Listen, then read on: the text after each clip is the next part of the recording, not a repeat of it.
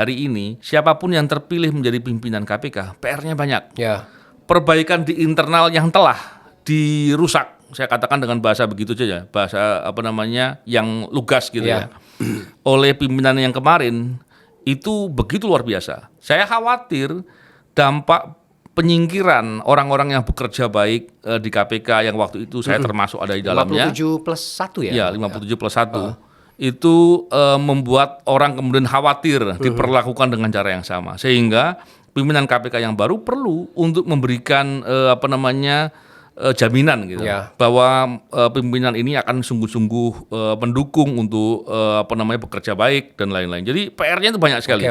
Berantas korupsi itu kepentingan negara. Kalau kemudian ada gesekan, harus dipertanyakan ini oknum mana yang bermain. Nah, ini yang harus dilihat. Jadi kalau saya melihat dulu ada cicak buaya dan lain-lain, itu persoalan yang sebetulnya hanya dimainkan oleh segelintir oknum. Saya yakin begitu ya.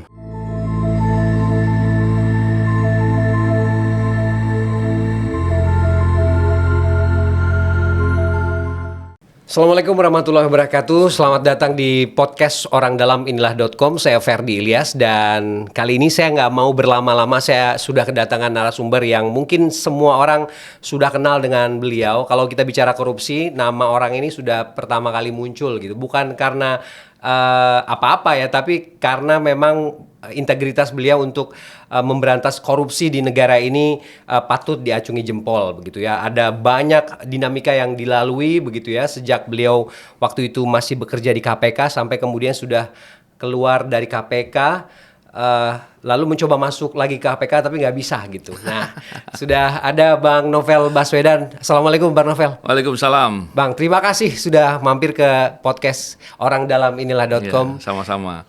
Spesial memang kenapa kemudian mengundang Bang Novel, karena sebagai mantan orang dalamnya KPK kita pengen tanya-tanya bagaimana sih sebenarnya korupsi di negara kita ini kok sampai hari ini kita belum menemukan sesuatu yang menjanjikan begitu ya. Bergantian pimpinan KPK, setiap jilid yang dilalui ada saja dramanya, ada saja dinamikanya gitu. Tapi kemudian kita ingin bertanya dulu bagaimana kabar Bang Novel hari ini? Alhamdulillah baik, sehat. Dan satu hal sebetulnya saya tadi kurang sepakat kalau dibilang bicara korupsi, nama saya yang paling atas. Anti korupsi mungkin ya. Anti korupsi maksudnya. Oke. Bercanda. Kita koreksi kalau gitu. Ini bercanda, tapi oke lah, saya senang ketika kita membicarakan mengenai pemberantasan korupsi, anti korupsi atau praktek-praktek korupsi, itu sebenarnya kita sedang membangun harapan ya. Karena tentunya ini adalah masalah yang serius dan ketika bicara korupsi itu berarti kita sedang bicara negara. Dan korupsi terhadap dikaitkan dengan negara itu adalah pengkhianatan. Seserius itulah masalah korupsi. Tentunya dengan membicarakan begini, kita berharap kemudian semangat atau harapan untuk pemberantasan korupsi yang lebih baik ke depan itu betul-betul terus ada.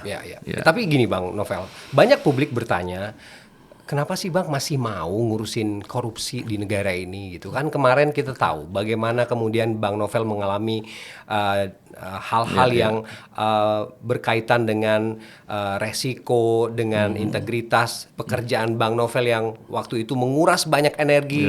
Dikerjai ya. Di TWK-in ya. Fisik, mental, ya Bang ya. Tapi kemudian tetap disingkirkan begitu ya dari KPK. Tapi sekarang masih komit dan punya integritas untuk tetap melanjutkan pekerjaan mulia seperti itu. Suasana kebatinan apa sih yang dirasakan seorang Novel Baswedan hari ini? Mas Ferdi, pertanyaannya keren sekali ini. Dan jawabnya agak panjang. Dikasih waktu Bang Novel. Jadi gini, yang pertama, kalau kita merasa memiliki negeri ini, tentu kita akan menjadikan setiap upaya pemberantasan korupsi menjadi hal yang serius dan penting. Kalau kita kemudian diam dan kemudian banyak orang yang memilih untuk permisif dengan praktek-praktek korupsi, kita pada dasarnya sedang mempersiapkan masa depan yang buruk buat negeri ini, buat semua orang. Karena jelas praktek korupsi itu gak sederhana. Praktek korupsi itu menular bahkan. Praktek korupsi itu kalau dibiarkan semakin lama semakin berbahaya. Dan dampaknya pasti akan menjegal dan menghadang semua langkah-langkah pembangunan untuk tujuan sebagaimana tujuan negara. Untuk memajukan, mencerdaskan dan banyak lagi. Jadi itu masalah yang sangat serius. Dan yang kedua begini, kalau emang saya sering ditanya ya, kenapa kok masih mau berbuat?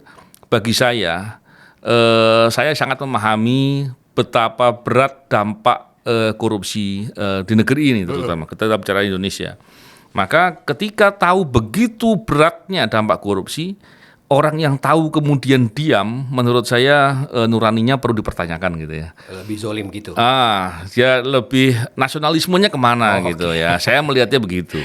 Jadi ketika banyak orang yang menurut saya mungkin kurang mengetahui dengan detail apa sih masalah dari dampak korupsi itu. Ya. Itu sangat besar. Jadi saya kira semua orang kalau memahami apa dampak korupsi dan kemudian diam, saya kira nggak mungkin. Pasti mereka akan melakukan kurang lebih seperti saya. Dan seperti banyak kolega-kolega dan rekan-rekan yang lain yang memilih untuk mau memperjuangkan upaya memberantas korupsi dan anti korupsi. Yang berikutnya begini, bagi saya memahami bahwa merubah sesuatu itu bukan domain saya. Domain saya adalah memastikan saya tidak diam, memastikan bahwa saya terus berbuat, dan terus memilih jalan atau strategi-strategi untuk bisa berbuat. Dan sepanjang kesempatan itu ada, tentu kontribusi itu menjadi peluang kebaikan bagi diri saya. Karena saya tahu betul berbuat kebaikan itu pada dasarnya menguntungkan diri saya gitu. Ya, betul. Harusnya ya. Karena kita punya Allah, kita punya Tuhan ya. Dan tentu kita sadar bahwa setiap kebaikan itu yang kita lakukan pasti dampaknya ke kita. Walaupun tadi tentu kalau bicara apa yang telah terjadi di KPK berbuat baik kemudian disingkirkan dan lain-lain, kalau pakai rasional saja rasanya kita akan memilih ya sudahlah terserah lah gitu kan. Lebih bagus kita nggak ikut ngambil langkah seperti itu. Tapi tadi karena beberapa pertimbangan yang saya sampaikan tadi, ditambah tadi bahwa kita ini berbuat tentunya kebaikan yang kita lakukan akan berdampak pada diri kita, maka kita akan memilih terus berbuat. Dan satu lagi sebetulnya, dengan kita terus mau berbuat, kita mau mengajak banyak orang, maka pada dasarnya kita sedang membangun harapan. Dan harapan itu penting, karena kita ada di Indonesia, kita warga negara Indonesia, kita tentu punya keturunan juga. Kalau kemudian kita diam atau permisif, begitu suatu hari dampak itu semakin berat, dan suatu hari menimpa langsung kepada diri kita, maka kita akan menyesal untuk memilih tidak berbuat. Jadi, itu kurang lebih. Baik buruknya memang tergantung bagaimana kita ya Bang ya. Oke, kenapa kemudian Bang Novel sekarang memilih Polri? Ya sebetulnya bukan pilihan itu. Bukan karena pilihan. begini. Tawaran. Bukan begini, bukan juga tawaran, bukan sesederhana itu. Ketika saya dengan teman-teman 2021 kemudian disingkirkan dengan alasan TWK yang dibangun oleh Firly Bahuri dan kawan-kawan ya, pimpinan KPK yang saat itu, dan kemudian itu dilakukan dengan melanggar hukum dan manipulatif. Kita tentunya tahu karena itu juga ada putusan dari Komnas HAM dan Ombudsman yang mengatakan itu.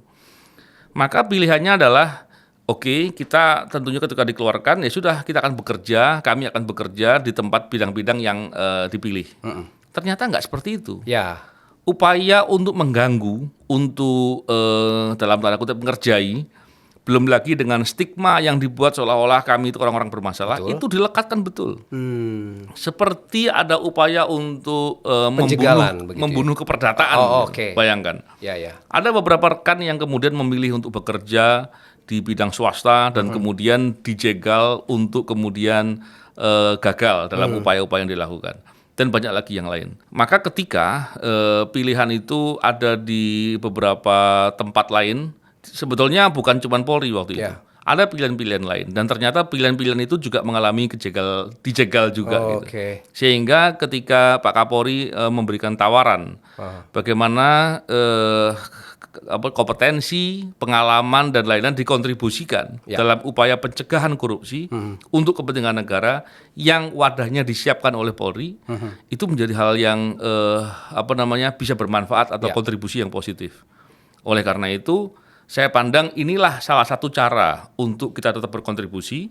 Yang kedua, salah satu cara untuk membuktikan bahwa kami bukan seperti yang dikatakan oleh Firly Bahuri dan kawan-kawan itu. Dan juga untuk membangun semangat. Bayangkan kalau kemudian orang yang mau menjaga integritas, mau yang berkomitmen untuk kepentingan negara memberantas korupsi dikerjai. Maka besok-besok orang akan katakan, jangan melakukan itu tuh, nanti kamu akan seperti mereka gitu. Tapi kalau ternyata teman-teman yang peduli dengan kepentingan negara untuk memberantas korupsi, menjaga integritas dan terus melakukan suatu aksi-aksi untuk anti korupsi, maka tetap bisa survive, tetap dihormati oleh negara, maka itu akan menjadi penyemangat. Ya. Nah, ini saya kira hal yang positif. Dan yang paling penting adalah saya tentu sangat senang ketika Polri kemudian mau mengambil kontribusi itu. Walaupun kita tahu tentunya masalah korupsi juga banyak terkait dengan Polri. Betul. Ya. Tapi ketika bicara terkait dengan mau berkontribusi itu suatu hal yang baik. Ya. Tentunya kita berharap semua elemen mau mengambil peran untuk memberantas korupsi dan melakukan aksi-aksi anti Ya, korupsi. termasuk juga ini membantah tudingan publik bahwa Polri dan KPK ini yang biasanya saling ya drama cicak versus buayanya yang berjilid-jilid itu ini terpatahkan begitu ya Bang? Ya, tentunya saya nggak bicara itu ya. Tapi poinnya beginilah. Memang kalau kita bicara dulu ada banyak persoalan. Tentunya kita berharap ke depan kolaborasi antara penegak hukum itu betul-betul dilakukan dalam upaya memberantas korupsi. Ya. Dan berantas korupsi itu kepentingan negara. Kalau kemudian ada gesekan, harus dipertanyakan ini oknum mana yang bermain. Nah, ini yang harus dilihat. Jadi kalau saya melihat dulu ada cicak buaya dan lain-lain, itu persoalan yang sebetulnya hanya dimainkan oleh segelintir oknum. Saya yakin begitu ya. Dan setiap institusi atau lembaga negara tentulah kepentingan negara yang harus dijunjung tinggi. Harusnya begitu. Ya, kita sepakat dengan hal itu. Tapi gini, Bang Novel, bagaimana Anda melihat sekarang? KPK sekarang dipimpin oleh oleh pimpinan baru begitu ya, yang kemudian beberapa wajah lama juga ada di sana, begitu yang kita tahu orang-orang yang dulu pernah menjabat di KPK di jabatan sebelumnya juga masih ditugaskan lah begitu. Tapi kemudian kita juga tidak bisa menafikan indeks persepsi korupsi sampai hari ini terus merosot begitu. Betul. Dari 100 kalau saya tidak salah masih di 34 ya. Anda melihat upaya-upaya lembaga KPK selama ini sebenarnya ya nggak ada hasil apapun, walaupun kemudian ya itu koar-koar begitu. Korupsi harus dibantah begitu. Apalagi kemarin pas Hakordia ya Presiden juga nggak datang katanya Bang. Harusnya itu jadi momentum ya supaya kemudian komitmen penegakan atau pemberantasan korupsi di Indonesia ini juga harus jalan begitu. Apa yang bisa Anda lihat dari sini? Ya, memang begini. Yang poin pertama adalah yang perlu saya sampaikan, memberantas korupsi itu bukan hanya domain KPK. Lebih tepatnya domain negara, domain pemerintah. Dalam hal ini tentunya harus ada kolaborasi antara eksekutif dengan legislatif untuk bisa mempunyai political will, mempunyai kesungguhan dalam upaya memberantas korupsi. Karena memang ini hal yang sangat penting ya, sangat strategis. Dan yang kedua, ketika bicara KPK, tentunya idealnya memberantas korupsi itu harus dilakukan oleh lembaga yang independen. KPK salah satu yang independen, satu-satunya bahkan ya. Kalau sekarang lainnya eksekutif. Walaupun dalam perubahan undang-undang KPK sekarang ini dimasukkan dalam rumpun eksekutif dan pegawainya menjadi PNS. Ini yang salah satu menjadi masalah independensi. Dan kalau kita bicara terkait dengan tadi KPK, kita tentu belum lupa bahwa KPK dilemahkan dengan perubahan Undang-Undang Nomor 19 2019 dan dimasukkan pimpinan bermasalah. Bayangkan, pimpinan bermasalahnya itu dari 5 orang 4 bermasalah. Artinya kita nggak perlu sebut nama lah ya. Publik tahu lah. Dan itu saya katakan seperti prestasinya panitia seleksi. Panitia seleksinya bagaimana kok bisa begitu ya? Ini masalah sangat serius loh. Ini bukan sederhana. Jadi kalau melihat dari persoalan ini ada masalah di sana. Dan dampaknya kita perlu catat juga bahwa indeks persepsi korupsi kita tuh pernah sempat naik loh. Naik di tahun 2019 itu di puncaknya yaitu 40. Walaupun masih rendah ya. Tapi lumayan lah. Belum mencapai setengahnya juga sebenarnya. Tapi kemudian dari 2019 sampai sekarang turun 6 poin. Itu penurunan sangat drastis. Indeks persepsi korupsi itu bukan hal yang sepele karena itu akan berdampak kepada investasi, persepsi internasional dan banyak lagi. Bahkan kalau dikuantifisir itu bisa dinilai dengan 1 poin itu berapa sih keekonomiannya, berapa sih nilainya kalau dihitung sebagai investasi atau penambahan tenaga kerja atau merekrut tenaga kerja. Itu bisa dihitung dan itu besar sekali. Jadi turun 6 poin itu dampak keekonomiannya berat dan besar sekali. Ada kepercayaan di situ ya? Itu semuanya kaitan dengan kepercayaan tentunya. Jadi melihat dari segala persoalan itu, tentunya kita berharap ya kebijakan dari pemerintah yang sekarang. Tentunya Pak Presiden, Pak Prabowo itu dalam banyak kesempatan menyampaikan tentang visi masalah pemberantasan korupsi. Dan tentu ini bukan hanya visi, tapi harus diimplementasi dalam suatu kebijakan-kebijakan. Ini yang menjadi hal yang penting harus dilakukan. Dan tentunya kita semua penting untuk terus mengingatkan dan mengkritisi agar upaya pemberantasan korupsi itu bisa dilakukan dengan sungguh-sungguh. Karena apapun visi dan misi pemerintah untuk melakukan pembangunan, kalau praktek korupsinya masif, besar-besar secara kualitas, maka nggak mungkin akan tercapai. Jadi kalau kasarnya sederhananya beginilah. Orang kalau disuruh belanja bawa tasnya bolong, kira-kira apa yang diharapkan dari hasil belanjanya itu? Kurang lebih begitu. Jadi dari mana kemudian? Ini pertanyaan yang cukup normatif. Dari mana kemudian memulainya? Ya, memang bicara dari mana ini kan banyak perdebatan ya. Tapi kalau saya begini, di angka indeks persepsi korupsi yang 34 yang sangat rendah. Jadi kalau dihitung dari angka 100 itu kalau orang sekolah itu nilainya apa itu? D atau E itu ya? Kayaknya barangkali. Barangkali E ya. Jadi sangat rendah sekali gitu. Best practice di dunia itu harusnya dikedepankan penindakan. Penindakan. Karena indeks persepsi di bawah 50 itu harusnya penindakan yang dikedepankan. Walaupun pencegahan dan pendidikan tetap dilakukan. Harusnya itu yang dipilih. Tapi kan kita sering mendengar nih beberapa pejabat mengatakan udah kita pencegahan saja, nggak perlu ada penindakan. Udah OTT dihilangkan. Jadi narasi-narasi yang tidak yang disampaikan dengan tanpa kajian yang kuat ini yang harus diteliti kembali. Saya yakin itu salah ya. Karena kalau diambil contoh itu Finlandia buktinya pencegahan. Ya Finlandia berapa indeks persepsi korupsi? Di atas 80 dia. Saya lupa persisnya. Saya kira sekitar 80-an. Jadi nilainya jauh. Kalau perbandingannya mesti harus diperbandingkan dengan yang setara. Nggak apple to apple juga kalau dibandingkan dengan Finland ya. Iya, dan begini. Kalau kita lihat dari 3 pola tadi, penindakan, pencegahan, dan pendidikan. Tentunya penindakan ini dilakukan harus dengan cara konsisten dan objektif dan jujur. Jangan sampai penindakan hanya untuk persepsi saja.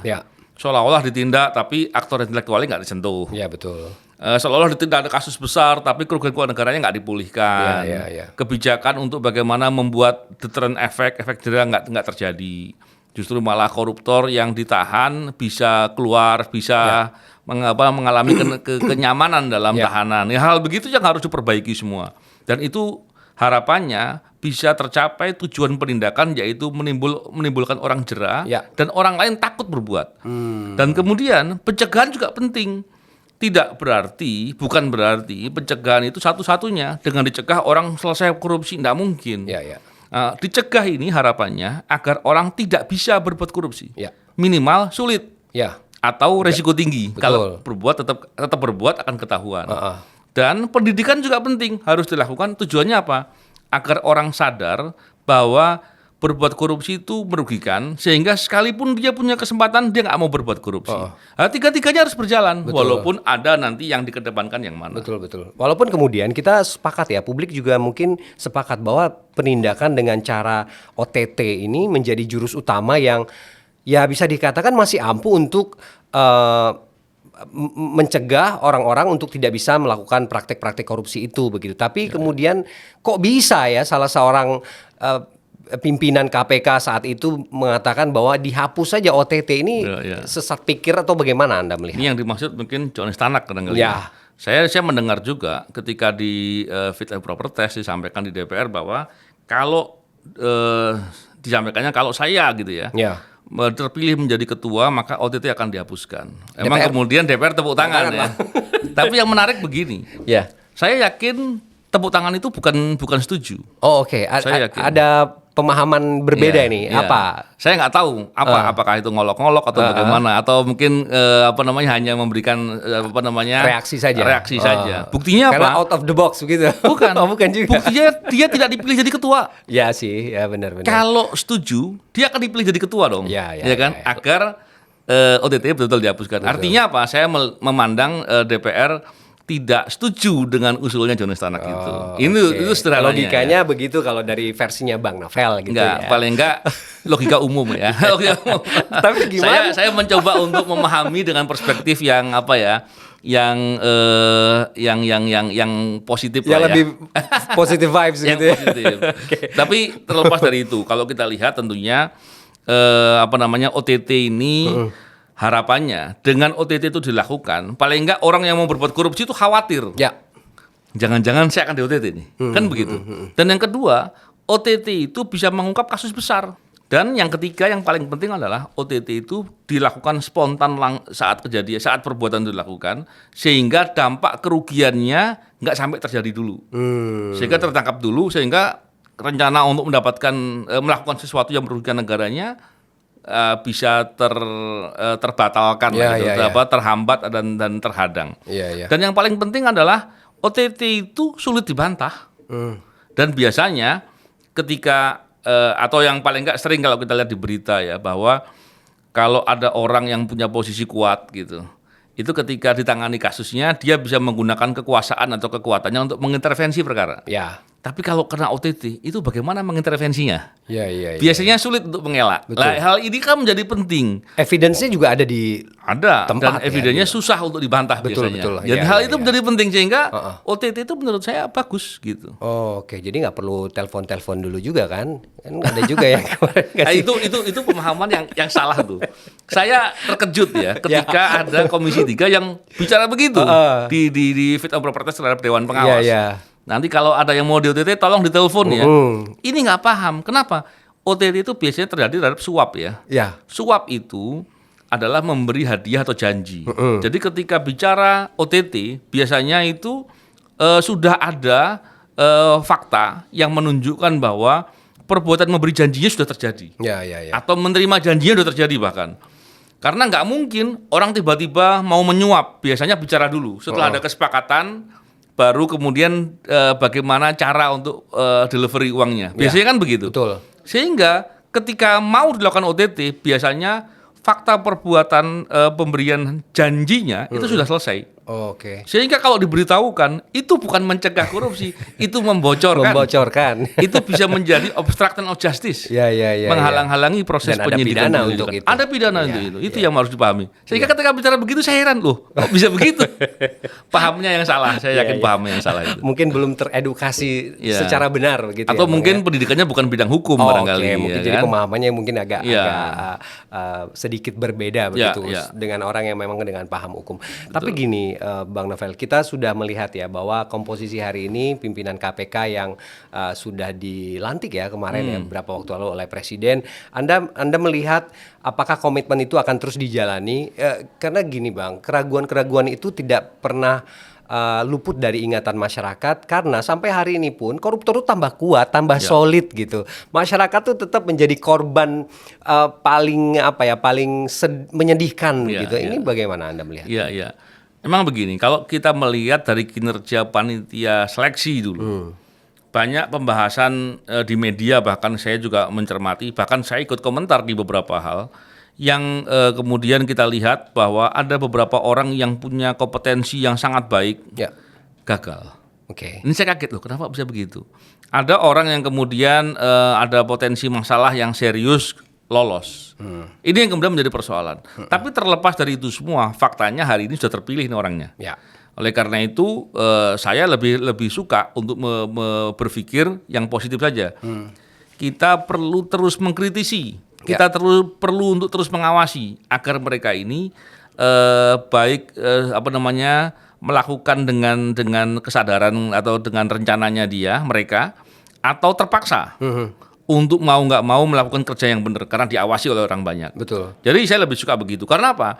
Kita mesti harus membangun harapan. Kita mesti harus terus menyalakan lilin lah paling tidak. Kalau lampu masih mati, ya paling nggak lilin lah. Yeah. Semakin banyak kita bisa melakukan hal itu, maka harapannya peluang untuk terjadinya perbaikan, perubahan menjadi lebih baik itu betul-betul bisa terjadi. Oke. Hari ini saya berpandangan begini, hari ini siapapun yang terpilih menjadi pimpinan KPK, PR-nya banyak. Ya. Perbaikan di internal yang telah dirusak saya katakan dengan bahasa begitu saja, bahasa yang lugas gitu ya. Oleh pimpinan yang kemarin itu begitu luar biasa. Bayangkan praktek korupsi yang terjadi, Robin penyidik. Saya yakin itu belum banyak hal yang diusut dengan tuntas. Masalah terkait dengan petugas rutan yang kemarin terungkap itu, saya termasuk salah satu yang mengungkap dulu di media, karena saya bahas di podcast, baru kemudian diungkap, bukan serta-merta diungkap sejak awal. Dan banyak lagi persoalan-persoalan lain, sehingga masalah di internalnya masih banyak diperbaiki. Yang paling penting apa? Value anti korupsi, value integritas yang mestinya dibangun di KPK itu sudah banyak diubah, dan itu harus dikembalikan kembali. Dan budaya kerja untuk egaliter, terus betul-betul profesional dalam dalam bekerja ini harus dikembalikan lagi, sehingga KPK atau paling enggak pegawainya punya kepercayaan diri untuk bisa bekerja dengan sungguh-sungguh, dan tentunya kita berharap tidak tanpa pandang bulu lah gitu ya. Dan yang paling penting begini, saya khawatir dampak penyingkiran orang-orang yang bekerja baik di KPK yang waktu itu saya termasuk ada di dalamnya. 57+1 ya? Iya, 57+1. Itu membuat orang kemudian khawatir diperlakukan dengan cara yang sama. Sehingga pimpinan KPK yang baru perlu untuk memberikan jaminan gitu, bahwa pimpinan ini akan sungguh-sungguh mendukung untuk bekerja baik dan lain-lain. Jadi PR-nya itu banyak sekali. Kalau saya challenge Bang Novel, skor dari 1 sampai 10 berapa? Ke siapa? Kesiapan pimpinan KPK baru ini untuk melakukan atau menyelesaikan PR-PR ini. Ya, saya tidak pada posisi menilai ya. Karena begini, seperti saya katakan tadi, saya lebih suka untuk memberikan challenge kepada pimpinan KPK yang ada sekarang. Betul. Anda terpilih, mau nggak mau harus kerja dengan benar. Betul. Jadi kalau kita memberikan challenge saja kan nanti kesannya seolah-olah kita mencibir ya. Padahal kita berharap siapapun yang sudah terpilih, Anda bertanggung jawab karena ini amanah.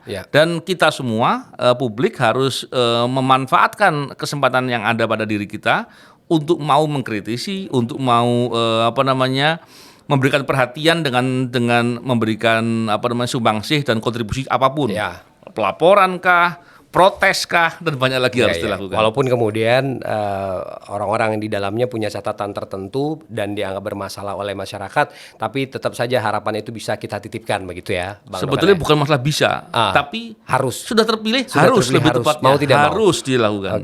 Kalau enggak kita teriaki sama-sama. Bang Novel, kalau bicara KPK juga tidak bisa dipisahkan dari politik begitu ya. Kita tahu pesta demokrasi pilkada kemarin sudah selesai begitu ya. Ada dinamika saja yang terjadi begitu ya. Kita lihatlah bagaimana kemudian praktik-praktik korupsinya juga masih berjalan, dan anggapan bahwa KPK juga masih digunakan sebagai alat untuk alat pukul kepentingan politik begitu ya, katakan begitu. Ini juga masih dilihat oleh masyarakat secara luas. Anda punya catatan tidak dengan narasi seperti ini? Ya, memang bila KPK digunakan untuk memukul atau digunakan untuk suatu kepentingan politik tertentu, itu sangat berbahaya. Jadi ini yang harus dicermati oleh kita semua. Dan kita harus berani mengkritisi. Oleh karena itu pimpinan yang terpilih harus bisa menyelesaikan dan menuntaskan semua perkara dan dibawa ke persidangan untuk bisa dibuktikan dengan jelas gitu ya. Sehingga proses itu betul-betul bisa terawasi, dan jangan sampai kemudian kompromi atau kemudian memberikan ruang untuk digunakan untuk kepentingan politik. Ini yang perlu, dan bukan hanya pimpinan KPK saja, tapi kita semua perlu mengkritisi dan mencermati. Kalau ada hal yang nggak benar, kita perlu menyampaikan protes-protes sebagaimana karena kita sebagai masyarakat adalah bagian dari orang yang memiliki KPK mestinya. Tugas pertama, kasus Pak Firly sampai sekarang juga nggak jelas nih. Gimana? Anda melihat apa? Ya, kasusnya Firly Bahuri ini kan ditangani Polri ya. Tentunya saya berharap penanganannya masih harus segera tuntas itu, karena seperti apapun itu akan menjadi ingatan bagi semuanya dan menjadi pertanyaan. Jangan sampai terkesan seolah-olah penanganan perkaranya itu bukan atas suatu kasus yang benar, padahal saya yakin itu kasusnya kasus real ya. Iya. Nah, oleh karena itu segera dibawa ke persidangan itu menjadi kepentingan bagi Firly Bahurinya sendiri dan bagi kepentingan buat semua masyarakat tentunya. Oke, berarti Anda melihat juga belum ada langkah yang cukup konkret begitu sampai hari ini. Ya saya kira ini masalahnya harusnya bukan masalah yang berat dan sulit. Oh, Karena ini fakta-faktanya sudah semua tersaji. Jadi Oke. prosesnya nggak boleh terlalu lama lagi. Benturannya Harus di mana, segera. Bang? Saya nggak tahu. Cuman dengan dibicarakan ini kita berharap kemudian akan mengingatkan atau memaksa lah. Jangan lagi menunda-nunda. Pekerjaan yang ditunda-tunda itu nggak baik. ya. Jadi mungkin ini tugas yang harus dijalankan oleh pimpinan KPK baru nih. Bagaimana kemudian menyelesaikan PR-PR tadi yang PR yang di depan Yang mata. Firly Bahuri bukan KPK yang Oh iya, menangani, tapi Polri ya. Polri. Oke, tapi kan kemudian ini membuat citra KPK sendiri Iya. menjadi terdampak begitu Iya. ya, karena ya Pak Firly kan memang salah satu pimpinan yang kemarin juga cukup kontroversi memimpin KPK begitu. Iya. Soal ini Bang, yang juga sekarang lagi didorong oleh masyarakat atau oleh publik, bagaimana kemudian DPR meminta wakilnya itu untuk segera mengesahkan undang-undang perampasan aset. Nah, sampai hari ini pun juga dorongan-dorongan itu tuh masih belum cukup kuat begitu. Apakah kemudian dengan instrumen yang ada hari ini, pimpinan KPK yang baru, kemudian semangat anti korupsi dari sejumlah pihak begitu ya, ini bisa terlaksana atau tidak sih sebenarnya? Atau Ya. kita sama-sama tahu lah bahwa kemudian kendalanya cukup banyak begitu ya. Tapi optimisme dari Bang Novel sendiri bagaimana? Ya, kita jangan melihat satu persatu. Kalau saya memandangnya begini, untuk upaya memberantas korupsi, ini kebijakannya mesti jelas. Jadi kalau bicara terkait dengan komitmen yang disampaikan oleh Pak Presiden, itu harus diturunkan dalam kebijakan-kebijakan termasuk dalam upaya terkait dengan perangkat-perangkat hukum. Artinya itu menggambarkan politik hukumnya secara keseluruhan. Di antaranya adalah masalah undang-undang perampasan aset. Ya. Tapi yang perlu kita lihat adalah undang-undang perampasan aset ini isinya apa? Jangan sampai undang-undang perampasan aset ini isinya hanya sesuai dengan undang-undang yang telah ada, cuman dikodifikasi saja. Oke. Tapi ini harus bisa masuk di ruang-ruang yang diperlukan untuk kepentingan politik hukum dalam upaya memberantas korupsi. Di antaranya adalah illicit enrichment. Ya. Itu kan sudah ada di UNCIC dan mestinya itu yang sudah diratifikasi dengan Undang-Undang Nomor 7 2006 ya mestinya dimasukkan saja. Dan yang kedua, pembatasan uang kartal. Ya. Nah, ini penting juga agar semua itu mudah terdeteksi sehingga ruang-ruang untuk bisa terjadi praktek suap karena uang tunai begitu mudah untuk bergerak dan tidak terawasi. Ini menjadi salah satu komitmen untuk bisa memberantas korupsi dengan efektif. Tapi itu dari aspek substansi ya. Kemudian ada soal perampasan aset itu dan juga uang kartal yang Abang sebutkan tadi. Dari kultur kita kan juga sebenarnya ada hal yang juga harus diubah begitu ya. Ini bagaimana? Ya, memang tadi sebagaimana saya katakan di awal, memang gini, berantas korupsi itu kan langkahnya banyak. Kalau kemarin kami Satgasus Pencegahan Korupsi itu kami membuat buku, yang bukunya itu membahas soal masalah korupsi dipandang dalam banyak perspektif transdisiplin ilmu ya, untuk melihat masalah korupsi dari banyak aspek. Tadi diantaranya tadi yang Mas bilang kan soal budaya segala macam. Jadi sebetulnya dengan dilihat dari banyak aspek, kita punya banyak pilihan langkah untuk mencegah dan memberantas korupsi. Ya. Jadi memang betul persoalan korupsi ini bukan hanya persoalan hukum, bukan hanya persoalan ekonomi, tapi ada persoalan budaya, persoalan masalah-masalah lain, dan itu semua bisa digunakan sebagai pendekatan untuk upaya memberantas korupsi bersama-sama. Oke. Apa kemudian Bang sistem hukum yang perlu diubah oleh oleh KPK lah agar kemudian bisa kembali bertaji gitu. Ini tentu ada kemauan dulu nih untuk berbenah. Ya. Memang begini. Kalau bicara hukumnya gitu ya. Sebetulnya aturan hukum sudah banyak. Ya. Sudah bisa dilakukan untuk bisa memberantas korupsi dengan efektif. Tinggal bagaimana merealisasikannya. Tentunya perlu komitmen yang kuat. Yang kedua, bicara KPK-nya. Menguatkan KPK memang menurut saya perlu perubahan undang-undang KPK. Sehingga undang-undang KPK itu diubah dengan memberikan ruang agar KPK bisa bekerja dengan lebih baik. Bukan dilemahkan. Begitu Bukan ya? dilemahkan. Salah satunya masalah independensi. Ya. Independensi menjadi penting sekali. Karena kalau nggak independensinya kuat, maka mudah terintervensi. Apa yang mau diharapkan Ya, kalau betul. terintervensi? Terus yang berikutnya, ketika ada kebutuhan untuk memberantas korupsi yang efektif secara sistematis, maka perlu beberapa kebutuhan undang-undang. Contohnya tadi, yang pertama adalah terkait dengan